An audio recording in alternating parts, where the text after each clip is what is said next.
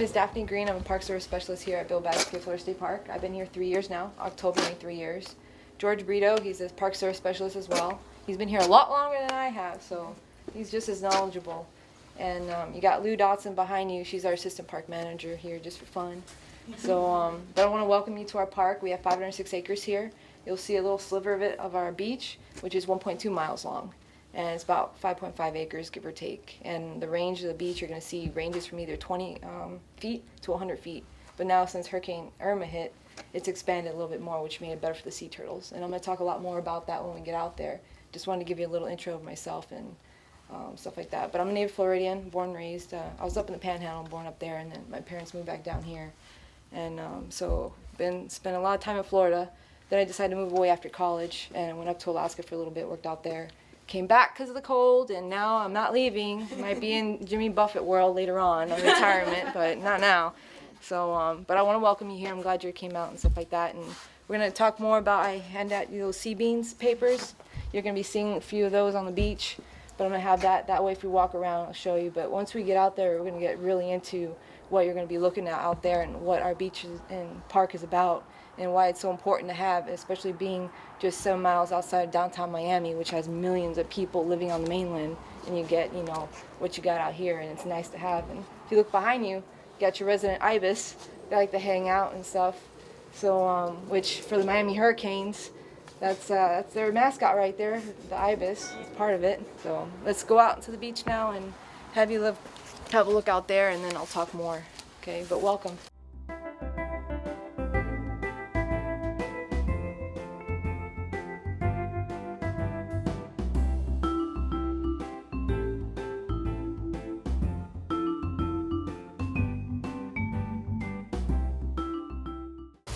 This is sea grape, and the seeds are actually edible. They'll make wines and jams out of them. But you'll find these guys out there on the beach too, on the dune, all stunted. So depending on how close they are to the seawater and the salt water in general, can stunt their height. They'll grow. It just takes a lot longer than when they get into the mainland. So, is that poisonwood? Yeah, you got poisonwood right next to you too. This guy right here, with those dots all over the leaves. That's actually poisonwood. It is native, but if you touch any part of that tree, the bark, the leaf, the sap, it's going to make you itch. It won't hit you right away, but in time you'll come out with that rash, and I can tell you firsthand, I've had it all over my arms, and it's not fun. But I didn't notice until a couple days later. I'm like, why is my arms all blistery and itchy? And then I'm like, oh, I must have hit some poisonwood and not even known, you know? So when you're venturing around the woods, you always want to watch out. Either if you're in the dune, or in the woods itself, you don't know what you can come across. It's over there too. You've got poisonwood all over. You never want to. Oh, but it's not that, right? Yeah. Oh, yeah, that one the dark. Yeah, they posted.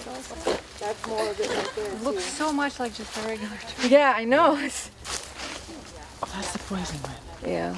You can see already seeds coming up on it. The birds will feed on it like nothing. The birds, some of them birds, they don't care. They can eat it, and it doesn't hurt their systems. So their bodies are fine with processing the seeds of certain trees. We got a lot of different ones that we can't consume, but the birds, they have that, and they're like more food for us, you know? So we've got some plants that aren't very nice, but they're nice to look at in general. But the birds, let me tell you, we're along the Eastern Flyway, so you get over 200 species of birds that will pass through here during their migratory season. And the ones you're hearing now, if you listen, of course it's going to be quiet for me.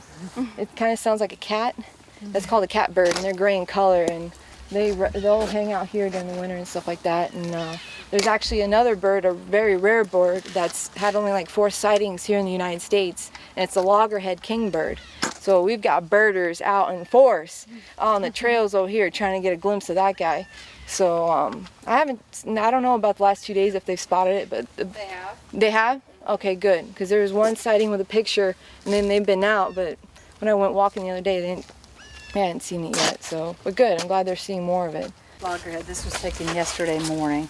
Yeah, it's usually out in Cuba, Jamaica, like in the Caribbean. I believe is where they find it more. And now every now and then it'll be a vagrant here. So.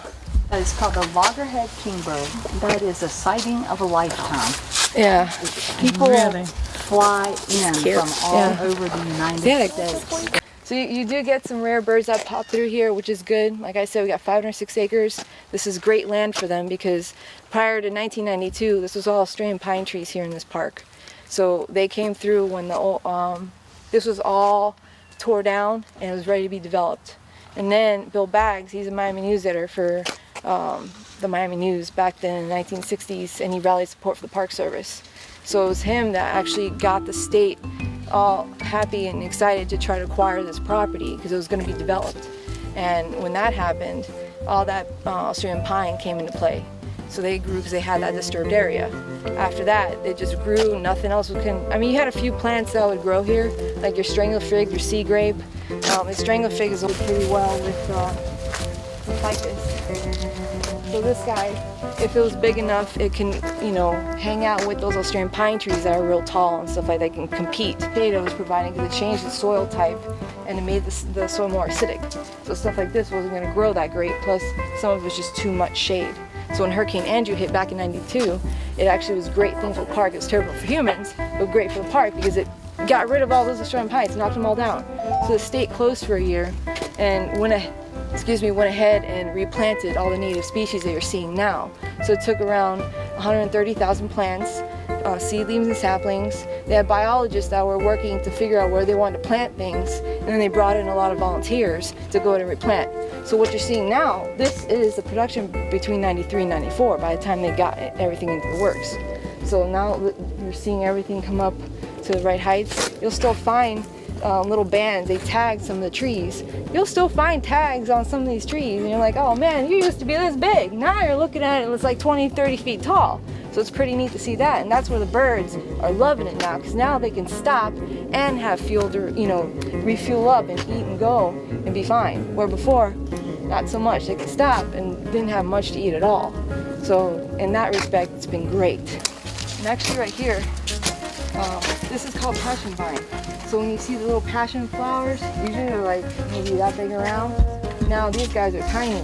But you got the Gulf fritillary butterfly and the zebra longwing, which zebra longwing is actually our state butterfly, and this is their host plant. They'll feed on this guy.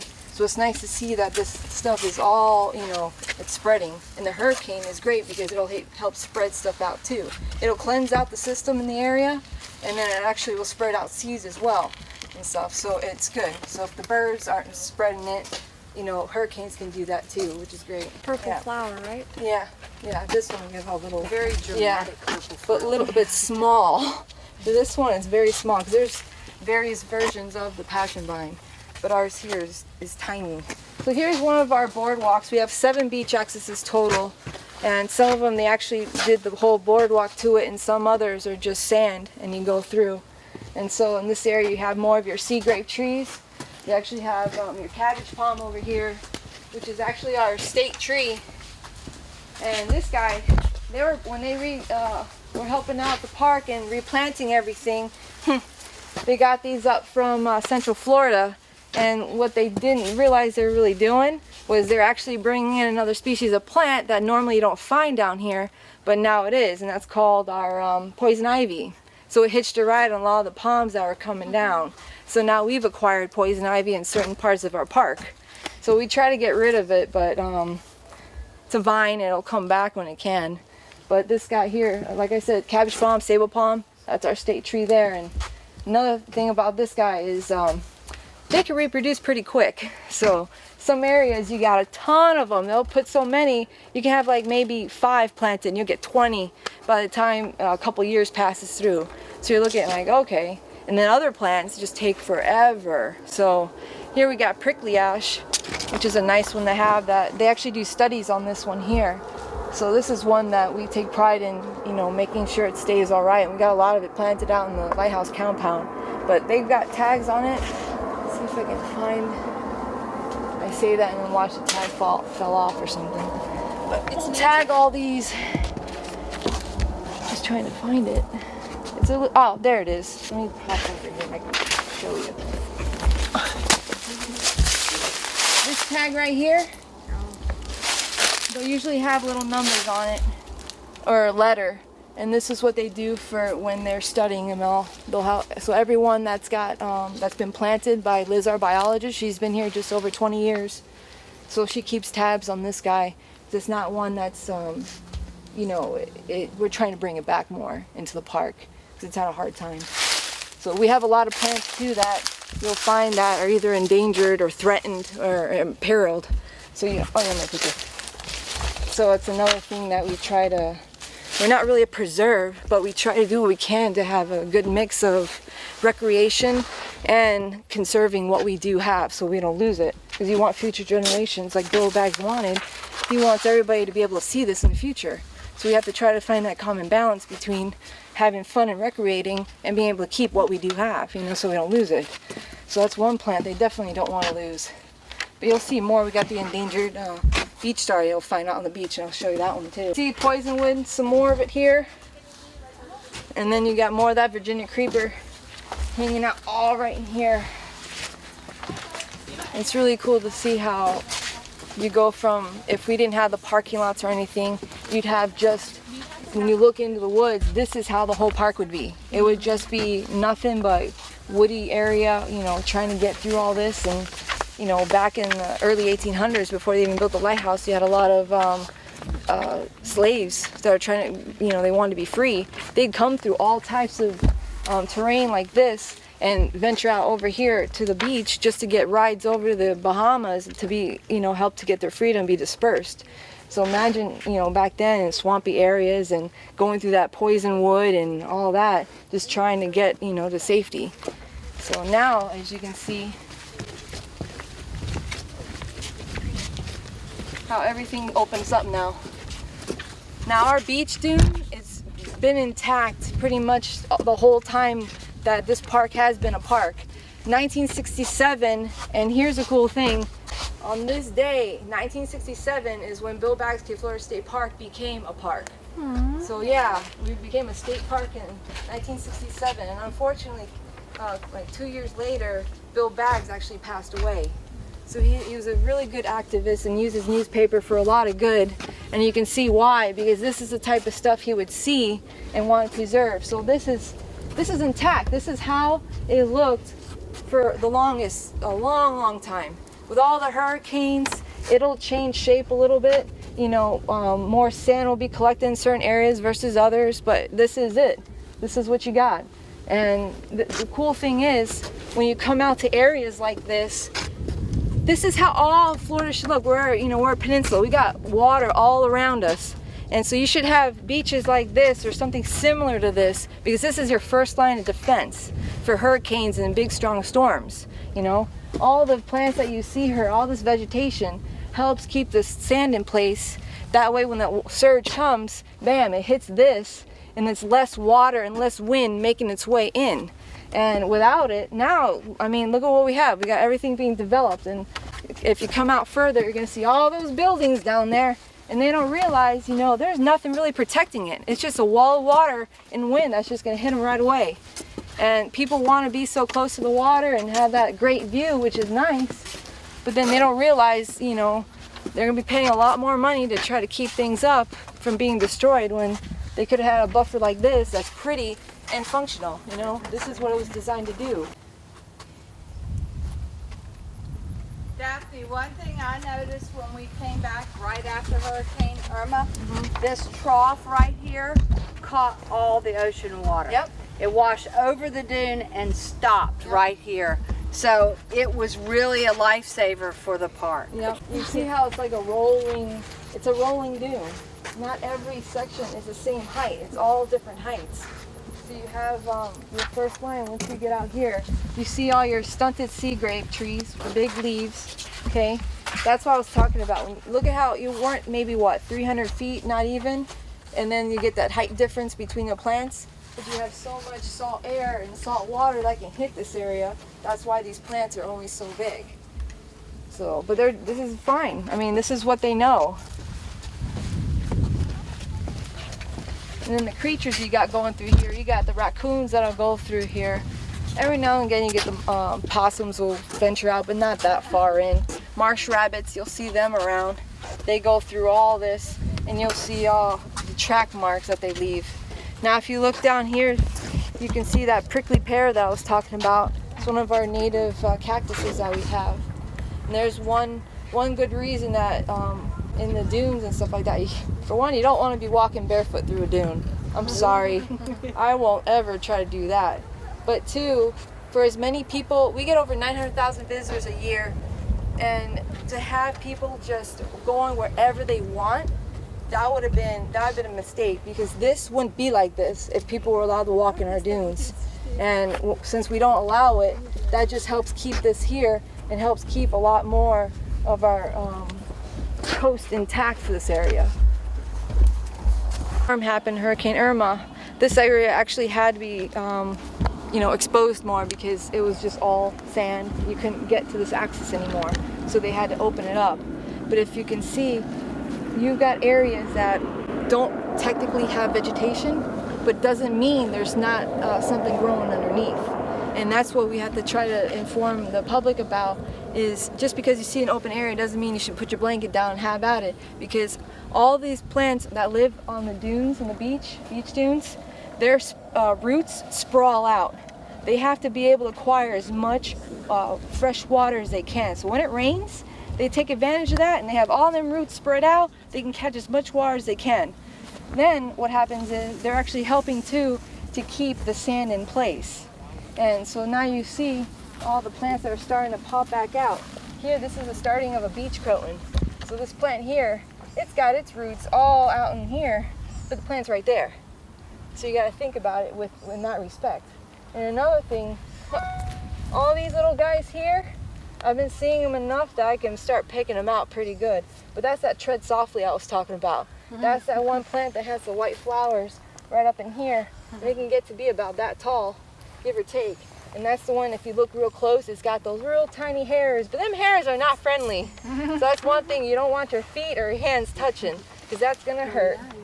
That's why you tread softly, right? Yeah, exactly. I never noticed. Exactly why you tread softly. And You'll this right notice it here if is you ever actually step the on it start barefoot. of the beach sunflower. You've got that guy there. There's no flower on it right now, but you can see the hurricane hit, everything little by little starting to come back. And that's the thing. If you start walking all this, nothing's going to grow. It'll all die off. But you can see, since nobody walks in here, it has a chance to start growing again, and then it's going to get lush just like these other areas are. So that's really cool. And here, this is that beach star. This is the one that's an endangered plant. And the reason why it's endangered, why do you guys think? Anybody have any ideas of why this particular plant is real endangered? We actually have a few. Sea lavender is another plant we have here that's endangered as well. But any ideas? People think they're weeds and pull them? That's a possibility. Kids will play, they don't think twice, they can pull them easily, yeah. What was I saying earlier about that down there? All those buildings. Development destroying the habitat. Yep, you don't have much of the dunes left. We're having a mile and a half worth of dune, a beach dune, intact. That's what's helping keep this guy here and not being, it's endangered, but at least it's thriving in our park. But it's not thriving out there where you got all those people developing all that beach or raking it and not even giving a chance for any of the plants to grow. Little flowers on there, there's little hairs on it, and you touch that thing will make you, it stings you. And you're gonna be, I felt it about an hour on my toe. So depending too on where you get hit, it's gonna hurt for a little bit. There's your beach star next to the tread softly. There's another one over there, and there's that beach croton that I was talking about. Handrail. Oh. So Good example to see how much sand has accumulated over time. And that's a railing that should be like right here for us. Yeah, look at it. See how it runs up there?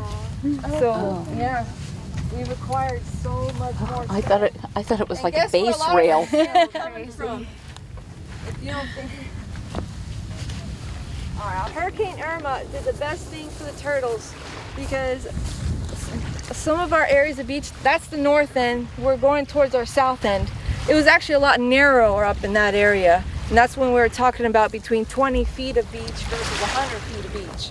Well, Hurricane Irma came through, pushed everything back, we got a lot more sand in the back, and now when turtle season starts up in March, well, these turtles, we get mainly loggerhead, and they're endangered too. That's one of our imperiled species. Well, it is like an imperiled species right there, but they are endangered already. And so loggerheads, green sea turtles, and occasional leatherback. will get, but our main one being the loggerhead. So now they've got nothing really, you know, they got more beach. They don't have to worry about really getting into the dunes, because these guys, they have made you work. Because they crawl up, them females crawl, crawl, crawl. They get into the dune, come back out, crawl, crawl, crawl, go back in the dune, crawl. I mean, they had us weaving in and out, trying to figure out where they stopped to lay their, you know, their eggs. And so when they're getting in the dune, and if they do lay in the dune, now you got to worry about, it takes 2 months for them to develop. Now you got to worry about 2 months worth of vegetation, those roots impeding on those eggs. So that's a problem that they can have. If they're on the beach itself with just sand, it's easier for them. So we, you know, with having more beach, you know, and sand and stuff like that, made it good for them. So they're gonna be happy this season. That's the nursery area on that end. As far as our rack line goes and some of our animals that you see, we don't rake our rack line. All this is considered our rack line. And this is good stuff to have for birds that like to hang out through here, get ruddy turnstones and different sandpipers and stuff that'll come through, and they'll feed on different animals that they can find in the rack line. Rack, R-A-C-K? Yeah, W-R-A-C-K. Or W-R-A-C-K? Yeah, W-R-A-C-K. And so another important thing to it is that rack line, having all that brown you see all over the beach, is another good thing to help keep the sand here. If it's gone, you can kiss your beach goodbye. All the sand keeps leaving with the wind. And that's what happens down over in Crandon in the village. They rake their beach. Well, they're running out of beach and they gotta pay money into that just to get more. And now out there, hanging on their little buoy, that's a cormorant. So they'll come out on the beach here, sunbathe, and, you know, dry off their wings, but they'll go into the water and swim around, look at the different fish. Like that guy there, it's another one, another cormorant. You'll have that. You get manatees. That's another imperiled species. They're threatened. And since the water is nice and clear, you want to keep an eye out because you might see something gray pop out. Everybody know really a sponge is an animal? Yeah. Says one giant seagrass bed out there. And then you got these yellow crowned night herons that you'll see occasionally on the beach as well. They're about that tall. And they'll actually stalk the hole. And they won't move. They find that hole, they'll wait and wait and wait. I can't believe how patient that bird is. And they wait for it to come out. And when it comes out, they'll catch it. And they're kind of mean. They'll actually take it, rip all the feet off, all the legs, and then crunch the center of them just to be able to get it. And sometimes it'll break it in half to be able to consume the whole thing. Because some of them get pretty big, probably about like that. So, but yeah, when they do that, yeah. And I haven't seen it yet, but we've had iguanas. We have non-native animals that live here too, and they're invasive, and they're not doing a very good job of helping out the local wildlife. Because now those yellow-crowned night herons that feed on the crabs are competing with those black-spiny-tailed iguanas that are now colonizing on our beach.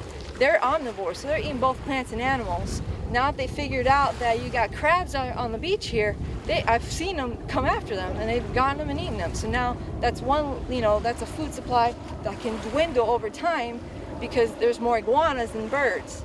And if you got too many iguanas, your food's gonna go quicker. Same thing with endangered like plants and stuff like that. They'll feed on those plants. Now our sea oats are another thing that's a real staple for our beach. And all those grasses that you see, for the most part, that is sea oat, and it kind of looks like a wheat. They'll have the seeds popping up like this, like you see like wheat fields and stuff. And that's one of our main plants that really help keep the sand in place, and then everything else will grow from that too. Nut meat inside. Never tried to sprout one either. There's a couple of them. You'll see, since it's not that fresh, but we've got a mix of turtle grass with our manatee grass. The manatee grass are usually a little bit more like thin like this, and it'll be green when it first washes up. But now you see over time it's just gotten together. Yeah, there's more of the turtle, yeah. Turtles like fettuccine and manatees like spaghetti. Yeah. The manatee grass is, well, here a lot of it's more dried up, but it's more of a stick. It looks like spaghetti, and it's green usually when it first washes up, and then it just turns brown when it's dyed. But this is what helps like give that nutrients back to the dune itself to help the plants have nourishment and have the animals find little critters in here that they can eat as well. So it's always good to keep. So you're saying we shouldn't clean that off the beach? No, it looks dirty, but it has such a good function for the animals and the plants that thrive here on our dune system that you should take it away. And you're saving money from actually having to bring sand in when you have something that's helping keep it there. Sargassum weed.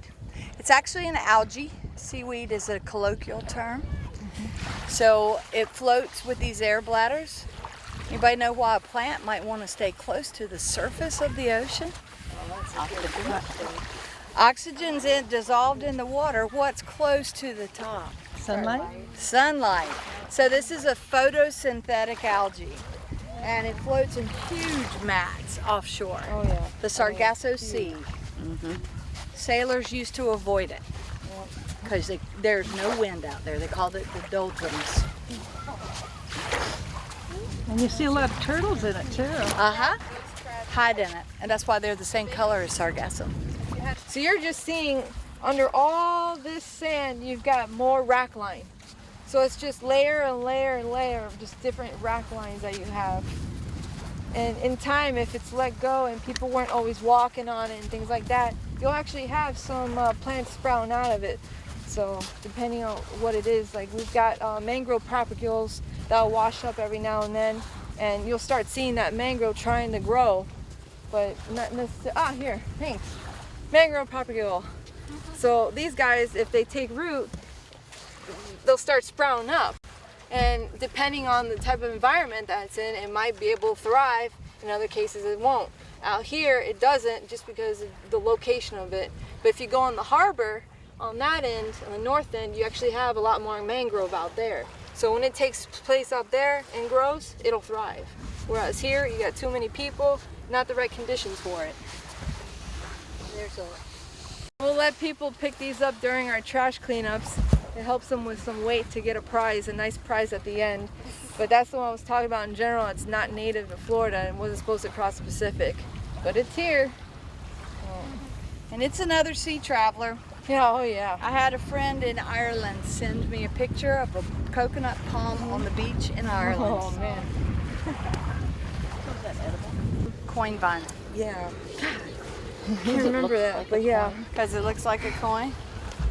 That is a native to Florida. It looks very much like a Spanish doubloon. I don't have any of those. And money. And I'm like, if it were really money, would I be a ranger?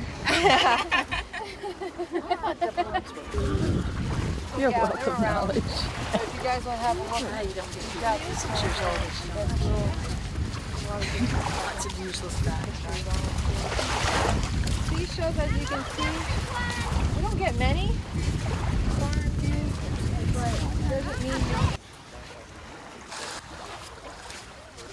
This is a tropical almond or sea almond that's drifted up from the ocean.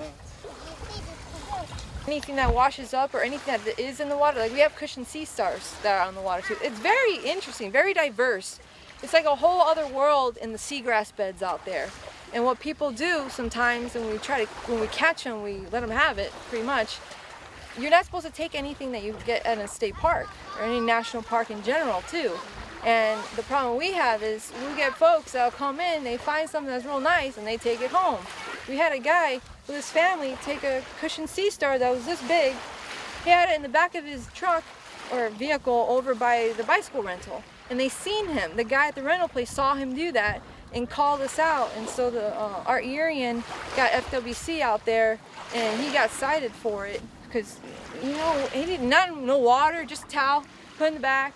Like, come on now. Yeah, it was. If we didn't get it, we end up taking it, putting them out in the harbor, and the mangroves back there give it a little bit of chance of not have someone else try to grab it up. But that's the type of problems we can get here if we're not careful. People just taking whatever they want and not thinking about, hey, you should be leaving it and let other people enjoy it as well. Not to mention it was alive. Yeah. And it would have died in his car. Right. Created a horrific stink, which is the Now- least of his problems. We've got a problem with people making holes too. You think nothing of it, but when it's turtle season and then babies are trying to get out to the water, they come across one of these holes like this and they can get trapped in there. And if no one realizes they're there and the next day comes, they can be baking and stuff like that, and they've got no way to get out. So normally your rule of thumb is, and you gotta think about the kids too. Kids are running around the beach, they're not paying attention, they're having fun. They don't realize there's a hole here. Who's getting hurt? That little kid that didn't see the hole. And all because someone else that was playing couldn't just cover it with what they were doing prior to. Could a mama turtle get stuck in that They too? can get stuck. Even the bigger turtles can get stuck and not be able, they have a hard time trying to get out. So there's no, you can be tiny or big, and it doesn't matter, and you can still have a problem if you get stuck in one of these holes. So think about it too when you go to the beach. Leave it as is and cover up your holes and stuff like that. It makes everybody happy and safe, you know? Don't leave the beach without covering the hole. Yeah, you want to keep this stuff. During turtle season, we're thinking about starting a hole patrol. You'd be surprised. They're bigger than these. Deeper, wider, like little craters, like a meteorite came down. Like, what? I came out 3 days ago and it startled me because there was a child's head. That was all I saw. And Yeah. I'm just like, what? Yeah. And they had buried him to the neck in sand. Oh my God. I would think it would be because can't inhale. I don't know. People have died being Yeah. buried. Yeah. They've had that. They've had people have that happen. Yeah. Would it help to put a flyer or make a notation when you come in the park? We have one at beach access number 7. there. We're also looking to recruit some volunteers who might like to come out in the morning and just do hole patrol. Fill in the holes or in the nighttime before the female turtles come up to nest. Yeah, the evening might make more sense. So luckily we haven't had any turtles get lodged in any holes. Yeah. But Have a crew of people come out during turtle season. Yeah. you're talking to her. Yeah, we Our do. biologist. No, we don't have. Locals who do Right. turtle patrol. Yeah, My so friends it live has up there. to, by Florida law, you have to be a certified, you have to be trained. You don't have to be an employee, No. but you have to be trained. So you got your sea oats. So this is real important. This is one of your main plants to have on the beach for sure to help keep that sand in place. Because it's a good start. It gets real thick when it grows, and you can see the heights and how much sand it's already been accumulating. And another cool thing, we can get non-native species of plants on our beaches. Now right here, now I'm gonna be traveling through a little bit to show you.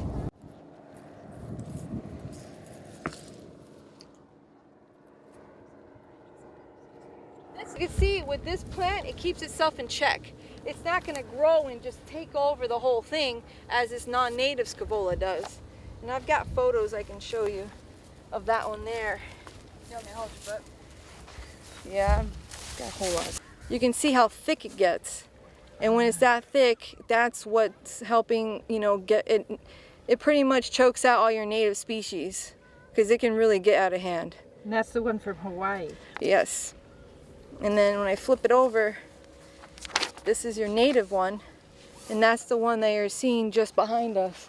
And you can see the difference of it just stays in check and does not grow out of control or anything like that. And this is sea purslane. This is actually, I don't really eat it per se, but this is actually I an do. edible one you can eat. It's a little salty and Yeah. stuff.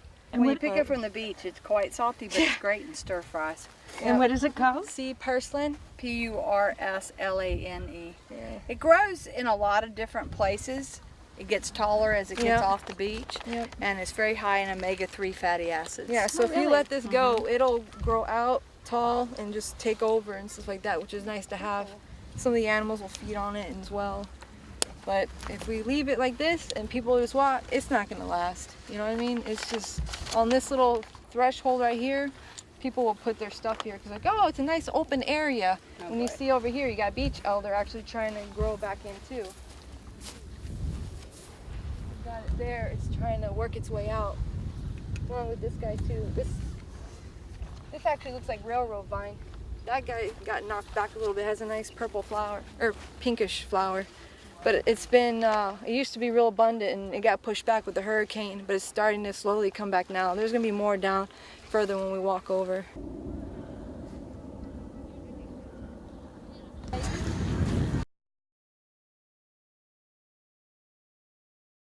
Sometimes sometimes you have people that come to the park, they get new Christmas toys.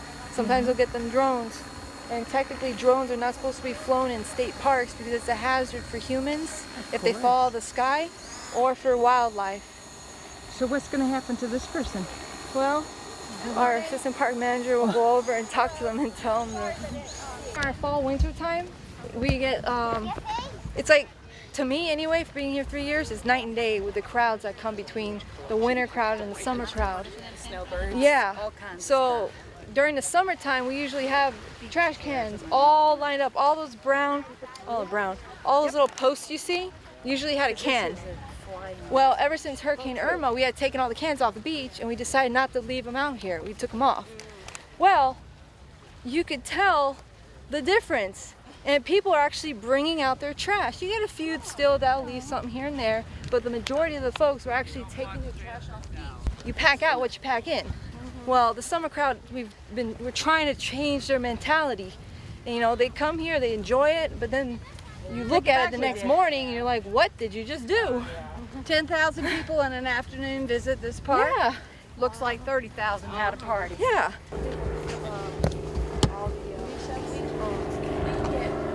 All right, thanks. Happy New Year's.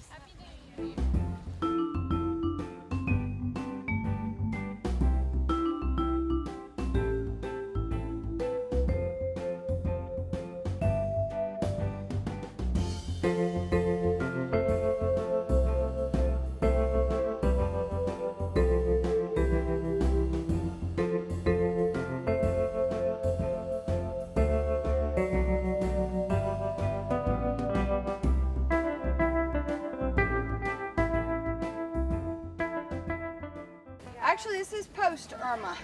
It was one of the hurricane post-storms we had, and the roots just let loose from being wet. Unless you can answer it. They are a ficus. The gold ficus trees. The strangler fig because it's gonna strangle this guy out. It's gonna torn it into it, drop its roots, and then you won't see this in time. Pretty much. Pretty much. It's not a parasite. Well, It's as not in- pulling it just nutrients depends. from No. the tree. It It's takes using over. the sable palm as support. Yeah, definitely. It blocks no- its sunlight. Oh. Yeah. So nothing symbiotic about this guy. Okay, this is a sable palm. That's a sable palm with the strangler fig, that ficus in it, which is that one there, that big one. So a lot of times when you see the lattice work, open trunk. Oh, at the top. So you saw it what time this morning? Around 9. On the nature trail? Cool. Okay, Florida 2, all rangers in the field. The loggerhead kingbird was spotted this morning around 9 on the nature trail.